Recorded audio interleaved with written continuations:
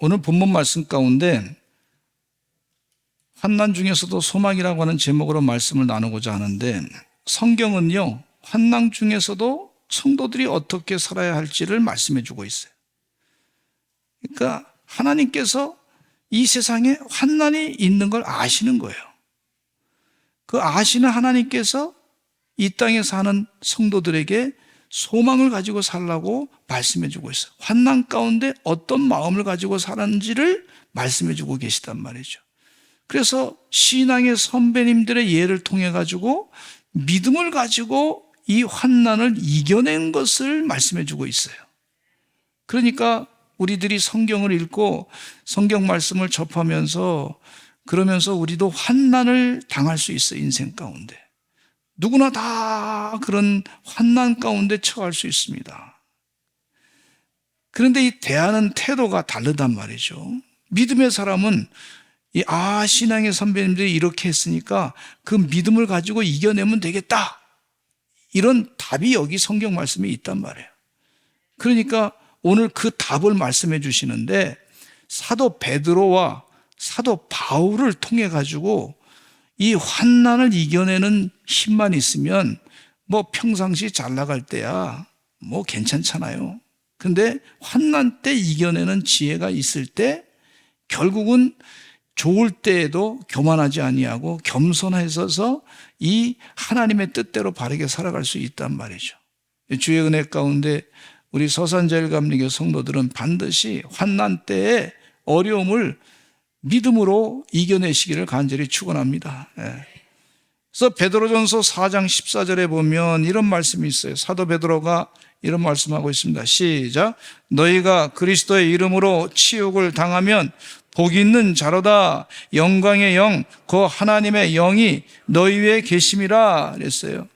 너희가 그리스도의 이름으로 치욕을 당하면, 환난 정도가 아니라 치욕을 당하면 복이 있다. 복이 있다. 여러분, 복이 있어야 좋아요, 좋아요. 그러면 이 말씀 가운데 분명히 말씀하시기를 너희가 그리스도의 이름으로 치욕을 당하면 복이 있는 사람이 돼. 그러니까 환난이 오히려 환난으로서 그냥 끝나는 게 아니라 치욕으로 끝나는 것이 아니라 오히려 복을 받는 역사가 있다는 거예요. 영광의 영, 그 하나님의 영이 너희 위에 계십니다. 그 치욕당할 때 하나님의 영이 임한다 그랬어요. 이건 누가 말씀하셨냐면 사도 베드로가 말씀하셨는데, 여러분, 이 말씀 가운데 영의 비밀이 있는 거예요. 신앙인의 비밀이 있는 거예요. 근데 이 마태복음 5장 말씀에 보면 10절에 예수님도 똑같이 말씀하셨어요. 같이 읽어보겠습니다. 시작. 의를 위하여 박해를 받은 자는 복이 있나니 천국이 그들의 것임이라 그랬어요. 의를 위하여 박해를 받은 자는 복이 있다. 내가 박해당하고 환난당하고 치욕을 당하는데 오히려 복이 있다 그랬어요. 근데 그리스도를 위해서 살 때 핍박당하고 환난당하고 치욕을 당하는 것을 볼 수가 있단 말이죠. 물론 자기가 세상에 나가서 의도적으로 나쁜 짓을 해가지고 아주 다른 사람을 피해를 주고 그래서 고통당하는 거야.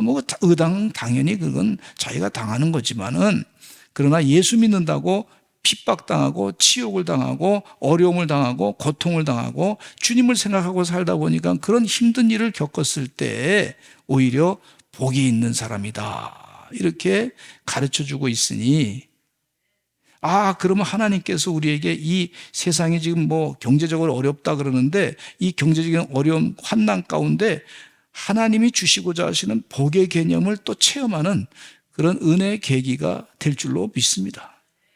그렇게 생각하시고, 이 복의 근거가 무엇인지를 이 환난 때 오히려 체험할 수 있는 좋은 기회가 왔다, 이런 믿음을 가지고 소망으로 사셔야 될 줄로 믿습니다.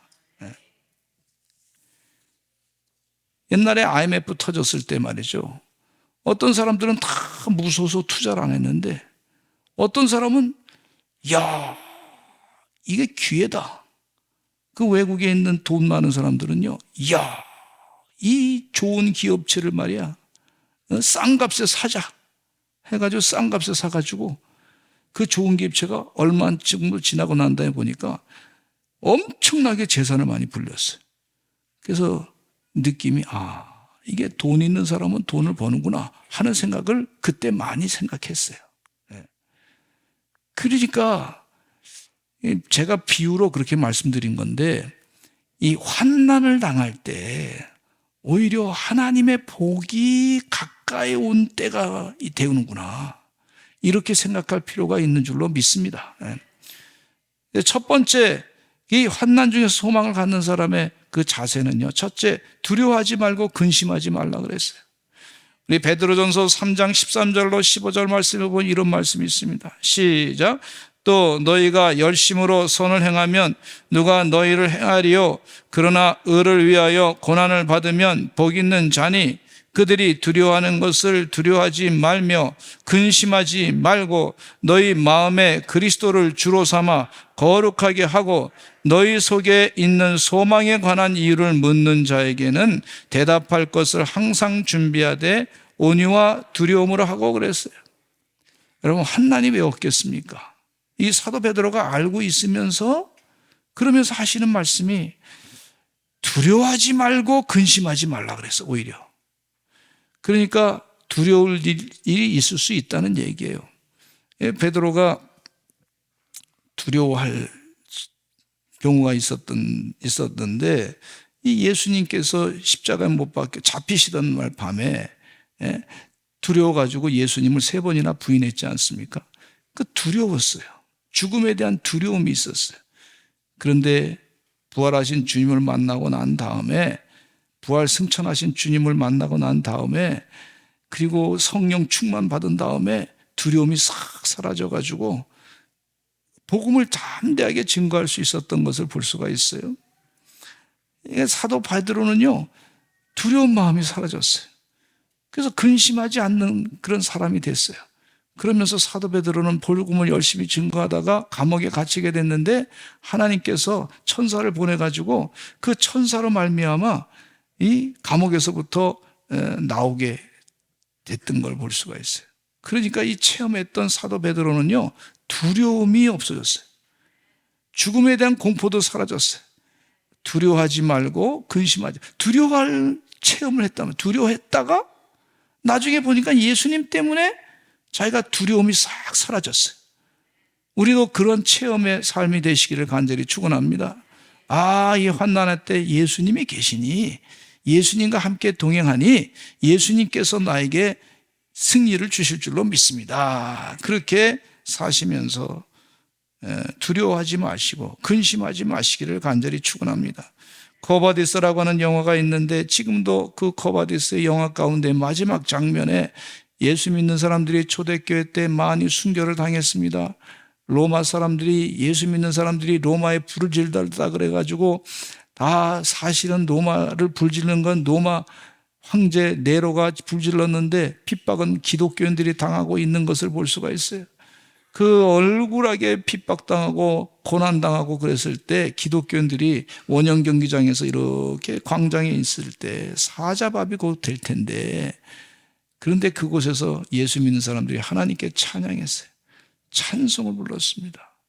찬송을 부르는 것을 보면서 로마 황제 네로가 죽는 사람들이 보통 보면은 막 소리 지르고 막 욕을 하고 그러는데, 저 사람들은 찬송을 부른다. 저 사람들은 왜 찬송을 부르느냐? 그러면서 그가 고백하기를, 저 사람들의 속에 도대체 뭐가 있느냐? 저 사람들의 마음속에 뭐가 있느냐? 그 네로가 그렇게 물었어요. 그들의 마음속에는 예수님이 계셨습니다. 예수님이 그들의 주인이 되신 줄로 믿습니다. 두려워 떨고 막 벌벌벌 떨 텐데, 정신을 잃어버린 사람처럼 그렇게 모습이 보일 텐데, 예상을 뒤엎고 이 로마 황제, 이 독재자, 이 악독한 악마와 같은 독재자를 충격에 빠뜨린 사건이 바로 그 사건이었어요. 예수님 믿는 사람들이 끝까지 찬송 부르는구나. 저 사람들이 두려워하지 않냐? 그 속에 도대체 뭐가 있냐? 그 속에 뭐가 있냐? 그 안에 예수 그리스도가 있습니다. 그래서 그들은 찬송을 불렀던 걸 볼 수가 있어요. 두려움과 근심을 밀어내는 소망의 근거는 바로 예수 그리스도신데, 예수님은 어떤 분이시냐면 이 두려움은요 어두움과 같습니다. 이 어두움은 죄가 가까이 있는 걸 볼 수가 있고, 근심 이런 것들이 같이 이렇게 묶여 있는 걸 볼 수가 있는데, 예수님은요 빛이세요, 빛이. 사람들이 어두움을 참 좋아해가지고 말이죠, 죄악된 것을 좋아해가지고 이 어두움, 그 밤, 그 나이트 클럽을 좋아해가지고 나이트 클럽을 가끔 가시는 분이 계시더라고요. 여러분, 어두움, 나이트, 밤, 그 클럽 가운데 좀 이렇게 환한 클럽이 있잖아요. 그런 좋은 건전한 그런 데 가서 이렇게 해야지. 근데 예수님 믿는 사람은요 이 죄악, 두려움, 죽음의 공포, 이거를 물리치는 힘은 바로 예수님 때문에 있습니다. 예수 그리스도가 나의 빛이 되십니다. 성경 말씀에 예수님께서 나는 빛으로 세상에 왔다 그랬어요. 요한복음 12장 46절에 읽겠습니다. 시작. 나는 빛으로 세상에 왔나니 나를 믿는 자로 어둠에 거하지 않게 하려 함이로라 그랬어요. 나는 빛으로 세상에 왔다 그랬어요. 예수님을 내 마음 가운데 모시고 사시기를 간절히 축원합니다. 나의 주인은 예수 그리스도십니다. 내가 주인이 아니에요. 예수님이 되십니다. 그 사람은 완전히 회심한 사람인 줄로 믿습니다. 내가, 예수님이 내 주인이야. 나의 주인이십니다. 그래서 우리가 기도할 때 주님 부르지 않습니까? 예수님이 내 주인이십니다. 주여 부르는 이유는 예수님이 나의 주인이십니다. 이런 고백이에요. 기도 가운데 주여 주여 주여 많이 하시기를 간절히 축원합니다. 그 고백은 뭐냐면 내 주인은 예수님이십니다. 그런 고백이란 말이에요. 주님이 아시니까 다 해결해 줄 줄로 믿습니다. 그렇게 고백하는 것이 바로 기도의 모습이에요.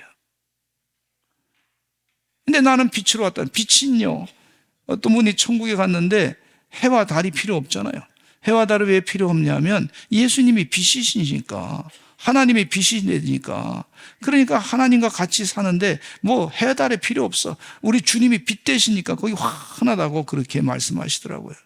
맞습니다, 여러분. 근데 이 공포 가운데, 사람이 이 두려워하는 것 가운데 제일 무서운 것이 뭐냐면 죽음의 공포 아닙니까? 근데 사도 베드로가 또 이렇게 말씀하시고, 예수님께서 말씀하시고, 사도 바울은 또 이렇게 말씀하고 있어요.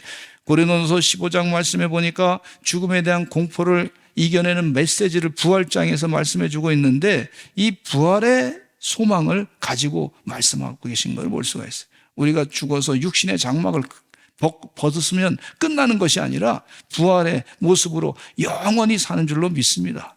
예수님처럼 그렇게 영원히 부활체의 모습으로 살게 될 줄로 믿습니다. 어떤 분은 늙어서 내가 죽으면 이 부활체의 모습 가운데도 이 늙은 찌그런 모습이 그냥 있을 거다, 뭐 이렇게 생각하시는 분이 계시는데 꼭 그렇지만 않습니다. 부활체의 모습으로, 어떤 분 얘기하기를, 기도 많이 하신 분 얘기하기를 가장 아름다운 모습으로 그렇게 부활된다고 말씀해주고 있어요. 그러니까 걱정하시고 마시고 내 모습 가운데 가장 아름다운 모습으로 하나님께서 부활체 모습으로 바꿔주실 줄로 믿습니다. 근데 이 고린도전서 15장 말씀 가운데 53절에 55절 말씀에 이런 말씀이 있어요. 같이 읽어보겠어요. 시작. 이 썩을 것이 반드시 썩지 아니할 것을 입겠고 이 죽을 것이 죽지 아니함을 입으리로다.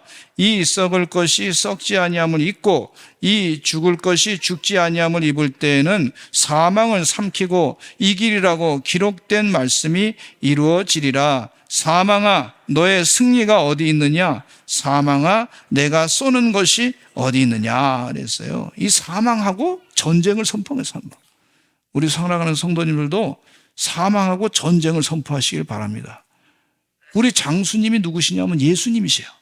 이 사망 권세를 이길 수 있는 힘은 바로 예수님께서 우리에게 그 힘을 주시는 줄로 믿습니다. 그 얘기를 하시는 거예요. 또 사도 바울이 표현 가운데 이런 말씀하고 있어요. 우리가 사방으로 우겨쌈을 당하여도 쌓이지 아니하며 답답한 일을 당하여도 낙심하지 아니하며 박해를 받아도 버림받지 아니하며 거꾸러뜨림을 당하도 망하지 아니하고 그렇게 말씀해 주고 있어요. 주의 은혜 가운데 여러분, 이 죽음이라고 하는 놈이 있어요. 죽음이. 이 죽음이라고 하는 것이 있는데 성경 말씀에는 뭐라고 말씀하시냐면 이 생명이라고 하는 힘으로 이 죽음을 삼켜버린다 그랬어요. 그러면 죽음이 싹 없어지는 거예요. 할렐루야. 이 믿음을 가지고 살라는 거예요, 지금. 생명의 힘이 너무 커가지고, 영생의 힘이 너무 커가지고, 죽음이라고 한 놈이 있지만은 그 죽음을 생명의 그 능력, 생명이 삼켜버려. 예. 주의 은혜 가운데 이런 축복을 누리시는 믿음의 사람이 되시기를 간절히 축원합니다. 야, 이런 역사, 이거 영적인 비밀인데 환난 때 내가 진짜 이런 믿음이 있는지 없는지 한번 확인해 보시는 은혜의 계기가 되시기를 간절히 축원합니다. 예. 두 번째는요, 이 환난 때 선한 양심을 가지라 그랬어요. 선한 양심. 베드로전서 3장 16절로 17절 말씀에 이런 말씀이 있어요. 같이 읽어보겠습니다. 시작. 선한 양심을 가지라. 이는 그리스도 안에 있는 너희의 선행을 욕하는 자들로 그 비방하는 일에 부끄러움을 당하게 하려 함이라. 선을 행함으로 고난받는 것이 하나님의 뜻일진데 악을 행함으로 고난감 받는 것보다 나으니라. 이렇게 말씀해 주고 있어요. 여러분이 선한 양심과 대비되는 말이 성경책에 있는데 그 말씀 가운데 어떤 양심이 있냐면 성경 말씀에는 악한 양심이 있다 그랬어요. 악한 양심이 있고 또 무슨 양심이 있냐면 더러운 양심이 있다 그랬어요. 더러운 양심뿐만 아니라 화인맞은 양심이라고 이렇게 말하고 있어요. 이건 다 선한 양심과 대비되는 말씀이에요. 환난 때일수록 여러분 선한 양심을 찾아야 될 줄로 믿습니다. 근데 먼저 이 선한 양심과 대비되는 말 가운데 악한 양심에 대해서 말씀을 드리고자 하는데 히브리서 10장 22절에 악한 양심을 언급하고 있어요. 시작. 우리가 마음의 뿌림을 받아 악한 양심으로부터 벗어나고 몸은 맑은 물로 씻음을 받았으니 참 마음과 온전한 믿음으로 하나님께 나아가자 그랬어요. 또 디도서 1장 15절에는 이 악한 양심에 대해서 말씀할 뿐만 아니라 더러운 양심에 대해서 말씀하고 있어요. 양심 가운데 더러운 양심이 있어요. 같이 읽어보겠습니다. 시작. 깨끗한 자들에게는 모든 것이 깨끗하나 더럽고 믿지 아니하는 자들에게는 아무것도 깨끗한 것이 없고 오직 그들의 마음과 양심이 더러운지라 그랬어요. 디모데전서 4장 2절에는 화인맞은 양심에 대해서 말씀해 주고 있는데 같이 읽어보겠어요. 시작. 자기 양심이 화인을 맞아서 외식함으로 거짓말하는 자들이라 그랬어요. 그러면 이 악한 양심, 더러운 양심, 이 화인맞은 양심, 이것이 다 비슷하게 연결됐는데 죄악된 마음인데 화인맞은 양심을 뭐라고 표현하시냐면 거짓말하는 잘하는 양심이에요. 사기를 잘 치는 거다 그런 얘기예요. 근데 이 거짓말을 자꾸 하는 사람들은요, 화에 맞아가지고 본인이 자꾸 거짓말하니까 되네. 거짓말하니까 돼. 사기를 쳐보니까 돼. 나중에는 어디까지 거짓말하는 줄 아냐면 하나님도 거짓말하는 하나님으로 자기가 만들어내는 걸 볼 수가 있어요. 그래서 이단의 교주들이요, 화에 맞은 양심 맞아가지고 거짓말을 많이 합니다. 구세주가 예수 그리스도신데 자기가 성령이 내가 하나님이다 이런 사람들이 많이 있어요. 어떤 데는 길자가 하나님입니다 이렇게. 우리 교회 조길자 권사님이 아니고 길자라는 사람이 있어요. 그런데 그런 사람이 있어요. 어떤 데는 만이가 성령이다 이렇게. 그게 화인 맞은 양심이에요. 그게 거짓말하는 영이에요. 또 김일성이가 내가 하나님이요 이렇게 얘기할 때 그 거짓말하는 화인 맞은 양심인 것을 볼 수가 있어요. 그래서 우리가 영적으로 딱 분별해야 될 줄로 믿습니다. 이 악한 이 환난의 때에 이 사람도 나쁜 짓 하고 저 사람도 나쁜 짓 하고 그러면 야, 저 사람 그렇게 해서 사나 보다. 이 시대가 그런가 보다. 그러면서 이 나쁜 짓 하면서 사는 그런 때에 우리 믿는 사람은 선한 양심을 회복해야 됩니다. 그렇게 말씀해 주고 있어요. 이 다윗이 말이죠. 시편 51편에 이거 영적으로 정확하게 알았어요. 나단 선지자가 자기가 잘못한 것을 지적했을 때 우리아의 아내 때문에 밧세바 일로 말미암아 불륜 관계를 저질러서 이 우리아 장수를 이 아주 적진 깊숙이 들어가서 요압 장수에게 명령을 내려 그가 죽게 만들어서 이걸 차도 살인이라 그럽니다. 그리고 그 자기가 잘못한 것을 덮으려고 그랬어요. 그런데 나단 선지자가 알고서 지적을 했어요. 잘못됐습니다. 했더니 이분이 기도하면서 자기 양심이 어떻게 잘못됐다는 것을 깨닫고 회개하는 장면이 시편 51편에 나와요. 그러니까 영적으로 굉장히 아주 맑은 사람이라고 볼 수가 있어요. 그러면서 시편 51편 10절에 이런 말씀하고 있어요. 시작. 하나님이여 내 속에 정한 마음을 창조하시고 내 안에 정직한 영을 새롭게 하소서. 내 안에 정직한 영을 새롭게 하소서. 이건 선한 양심을 회복시켜 주시옵소서. 여러분이 환난이 자꾸 닥치고 막 그냥 여러 가지 두려움인 일이 벌어지고 어려운 일이 닥치게 되면요, 자꾸 다른 사람이 잘못한 것에 대해서 그러면서 그냥 눈 감고 나도 먹고 살라고 나쁜 짓 하려고 하는 그런 행동을 자꾸 보이는 걸 볼 수가 있어요. 우리 기독교인들은, 예수 믿는 사람들은 거기에 속지 아니하시기를 간절히 축원합니다. 하나님이 우리 마음을 정한 마음을 주시고 정직한 영을 새롭게 해주시는 것에 대해서도 감사하셔야 될 줄로 믿습니다. 그러면 하나님이 축복을, 환난 이후에 더 큰 축복을 주신다고 말씀하기 때문에 그렇습니다. 베드로 사도는 이걸 알고 있었어요. 또 세 번째, 고난에 참여하는 것을 기뻐하라 그랬어요. 베드로전서 4장 12절로 13절 말씀에 이렇게 말씀하고 있습니다. 시작. 사랑하는 자들아, 너희를 연단하려고 오는 불시험을 이상한 일 당하는 것 같이 이상히 여기지 말고 오히려 너희가 그리스도의 고난에 참여하는 것으로 즐거워하라. 이는 그의 영광을 나타나실 때 너희로 즐거워하고 기뻐하게 하려 함이라. 여러분, 오히려 환난을 당할 때 기뻐하면서 그 고난에 참여하는 마음이 되라, 이렇게 말씀해 주고 있어요. 어느 목사님 설교 가운데 은혜를 많이 받았는데 마귀 사탄이 가장 많은 곳이 어디냐? 교회 정문 앞에 꼭 있대. 그래서 교회 정문 앞에 왜 있냐 그랬더니 교회 들어오려고 그러면 다른 데로 가라고 마음이 거기서 흔들흔들하게 만든다는 거예요. 그리고 사탄이 또 가장 많이 악하게 공격하는 사람들이 누구냐면 신앙이 좋은 사람들을 꼭 공격한대.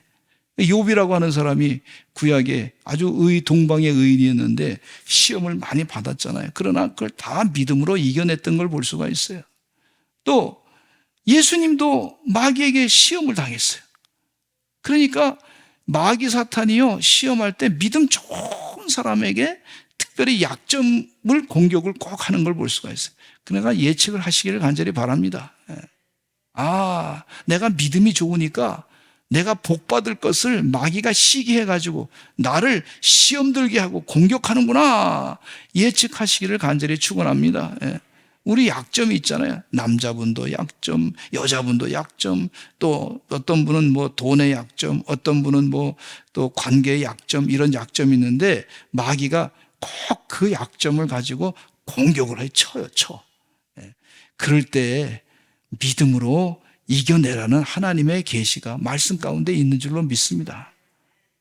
근데 왜 이렇게 믿는 사람들이 고난을 당하냐면요, 환난을 당하냐면, 시험을 당하냐면 이렇게 말씀하고 있어요. 예수님께서 요한복음 15장 19절 말씀에 이렇게 이야기하고 있어요. 시작.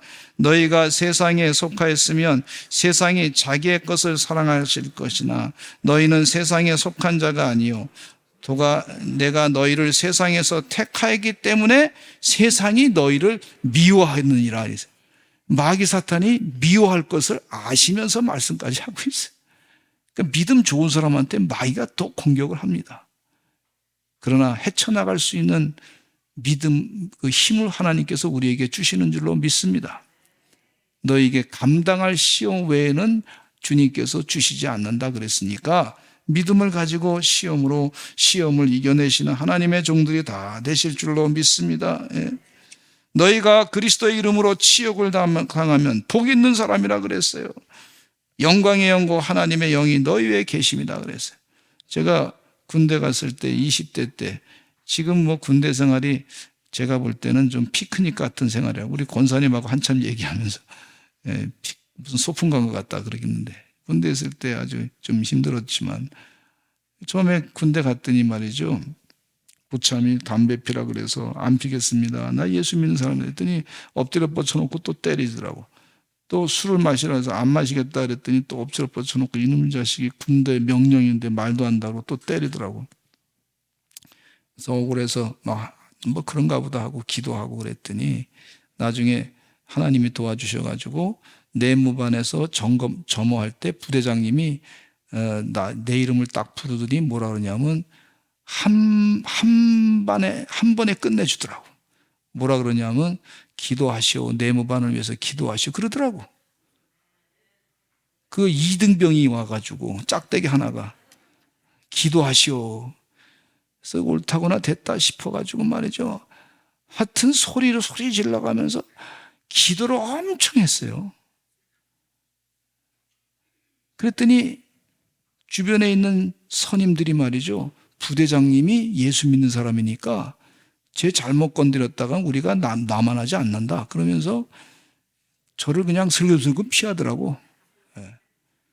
근데 같이 군대에 들어왔던 친구들이 뭐라 그러냐면 쟤는 진짜구나.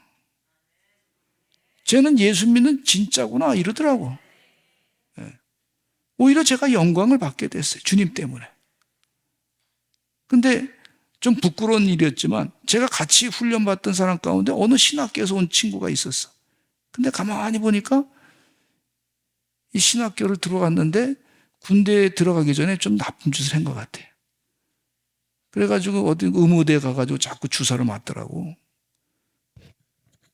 그래서 그 부대장이 너 뭐 하다 왔어? 신학 공부하다 왔습니다. 왜 이런 일을 해? 의무대 가는데 또 왜 해? 그러니까 죄송합니다. 그 친구들이 뭐라 그러냐면 저는 가짜다. 여러분 예수 믿는 사람이 조금 핍박을 당해도 괜찮아요. 진짜다 아니다 구분을 해요. 뭐 세상 사람들 구분하는데 하나님도 구분하지 않겠습니까? 주의 은혜 가운데 히브리서 12장 10절을 읽고 마치겠습니다. 같이 읽어보겠습니다. 시작. 그들은 잠시 자기의 뜻대로 우리를 징계하였거니와 오직 하나님은 우리의 유익을 위하여 그의 거룩하심에 참여하게 하시느니라. 할렐루야. 하나님은 우리의 유익을 위해서 그 유익한 일이 벌어질 줄로 믿습니다.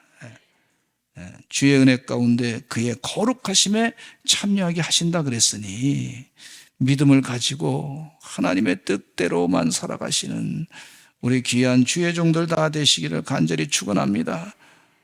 기회 있을 때마다 한 번 더 기도하시고 한 번 더 주의 뜻대로 살겠다고 결단하시면 하나님의 고스란히 그 유익을 우리에게 주신단 말이에요. 기도하겠습니다. 우리 다 같이 주여 삼창하시고 통성으로 기도할 때 하나님 주의 은혜 가운데 역사해 주시어서 환난 가운데도 소망이 있게 하시니 감사합니다. 선한 양심을 가지고 고난에 참여하는 것을 기뻐하는 삶 되게 하여 주시옵소서. 주여 삼창하고 기도하겠습니다. 주여